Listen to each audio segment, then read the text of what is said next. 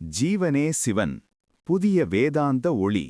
ஒருமுறை தட்சிணேஸ்வரத்தில் ஸ்ரீ ராமகிருஷ்ணர் பக்தர்களுடன் உரையாடிக் கொண்டிருந்தபோது, வைணவ சமயத்தின் கொள்கையான உயிர்களிடம் இரக்கம், ஜீவகாருண்யம் காட்ட வேண்டும் என்பது பற்றி பேச்சு வந்தது. அப்போது சட்டென்று ஆழ்ந்த சமாதி நிலைக்குச் சென்ற குருதேவர், சிறிது நேரத்திற்குப் பிறகு பாதியளவு உணர்வு நிலையில் தட்டுத் தடுமாறும் சொற்களால் ஒரு மாபெரும் உண்மையை வெளிப்படுத்தினார்.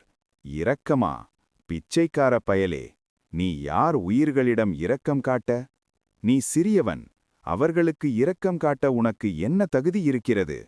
இரக்கமல்ல, சேவையே தேவை. ஜீவனே சிவன். ஒவ்வொரு உயிரையும் சிவபெருமானாகக் கருதி சேவை செய் என்று முழங்கினார். அங்கே இருந்தவர்களில் நரேந்திரர் ஒருவரைத் தவிர வேறு யாருக்கும் அந்த வார்த்தைகளின் ஆழம் புரியவில்லை. அறையை விட்டு வெளியே வந்த நரேந்திரர் அங்கிருந்தவர்களிடம் உணர்ச்சி பெருக்கோடு பேசினார். இன்று ஒரு வியக்கத்தக்க ஒளியை நான் கண்டேன். உலகுக்கு ஒரு புதிய செய்தியை குருதேவர் இன்று வழங்கியுள்ளார்.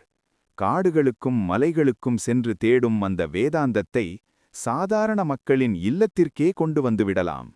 ஒருவன் தனது அன்றாட கடமைகளை செய்யும்போதே சக மனிதர்களை இறைவனாகக் கருதி சேவை செய்வதன் மூலம் உயர்ந்த ஆன்மீக நிலையை அடைய முடியும் என்பதை இந்த ஜீவனே சிவன் என்ற தத்துவம் உணர்த்துகிறது. ஒருவேளை இறைவன் எனக்கு வாய்ப்பளித்தால் இந்த ஒப்பற்ற உண்மையை உலகம் முழுவதும் நான் பறைசாற்றுவேன் என்று சூளுரைத்தார். சுவாமி விவேகானந்தர் பிற்காலத்தில் நிறுவிய ராமகிருஷ்ண மிஷனின் மக்களுக்கு செய்யும் சேவையே மகேசனுக்கு செய்யும் சேவை என்ற தத்துவத்திற்கு இந்த நிகழ்வே விதையாக அமைந்தது.